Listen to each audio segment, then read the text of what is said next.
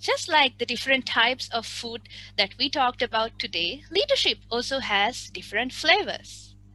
So, dear Toastmaster and ladies and gentlemen, this project was all about finding out what flavor that I bring out as a leader.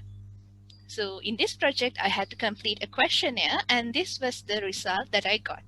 It says that I'm mostly a democratic leader, and then coaching leader, altruistic, and so on, and finally, the bureaucratic style. So, this made me think about the leadership experiences that I had in the past and the present. So, let me take you on a journey down my memory lane to a leadership experience in my past. So this is one of the biggest events that I have organized. I can see the Cavalier smiling. Yes, so this was the biggest event that the Gavel Club of University of Moratuwa, Sri Lanka holds every year. And it is an intra-university speech contest where we invite all the undergraduates in the university to come up and speak. So this was a huge event and I was under a lot of stress. After about 3 months of planning, 3 rounds of competition, that means the preliminaries, semifinals, and finally the grand finale, which was held in our auditorium containing 300 people, we managed to make it a success. But there was something wrong. I felt so stressed, so drained out, and I felt like this was not how I should have acted. And I realized that it was because my leadership style made me work like a servant. So there is a leadership style called the servant leadership style, which is not mentioned in the list in Toastmasters, but it actually means that you take all the responsibility to yourself and you are very, very reluctant to give others responsibility. So yes, I did have to delegate a lot, otherwise we cannot make this a reality. But at the same time, I felt like I was having a lot of responsibility to myself. And actually, at the end of this event, there was a small accident, and I ended up having an impact on my head that I still have to this day.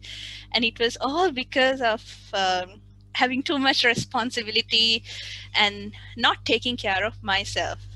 So it impacted me physically as well as mentally. So I realized I should learn from my mistakes, I should learn from my style and work towards becoming a better leader. So let's take a look at how I learned from those lessons and how I lead now. So what are the experiences that I'm having now? So as I mentioned before, I will be telling you about my role as a VPPR. So let's take an example.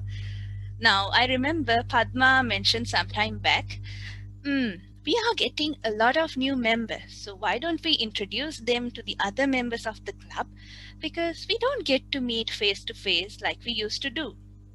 Then that was the idea part, the first stage.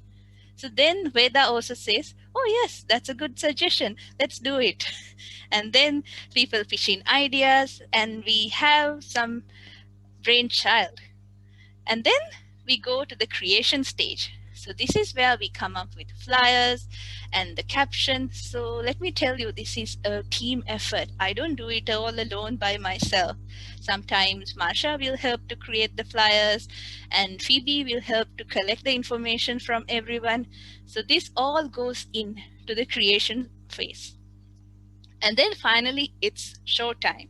So here we share our flyers on our Facebook page and our WhatsApp groups. And again, a lot of people come in to help for this. So I feel like I don't have much to do because of the help that I receive from all of you. And at the end, we have this page where we share our post about what happens in the meetings, who are the ribbon winners, and then what are the celebrations that are happening with our members achieving so much, then also how we introduce the new members and so on. So it is very vibrant and I'm so happy to say that it is all because of the collaborative effort of everyone. I'm happy that I could guide and be a leader in that effort. All right. So what will the future hold? So what have I learned from this project about identifying my leadership style and so on. So the first tip that I want to share with you is to know your flavor. So as I said, like different kinds of food, leaders can be sweet, sour, bitter, and so on. So by doing a questionnaire or just by asking yourself what kind of a leader I am, you can know your flavor. And then just knowing your flavor is not enough. You have to spice it up. So that means you have to go through your past experiences, present experiences, and realize how you can make it better. So I realized that I am a democratic leader. That means I have the strength to bring people together to perform one task. So how can I make it better? How can I spice it up? So that is the second lesson.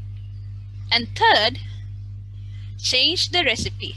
Now this is the biggest lesson of all. There are many leadership styles, and your default style may not suit every situation. For example, my default style tends to be democratic, where I try to get the ideas from everyone. But if I have a situation where things need to be done really, really fast, and you have no time to discuss and bring ideas and so on, then maybe it's an authoritative style which works the best.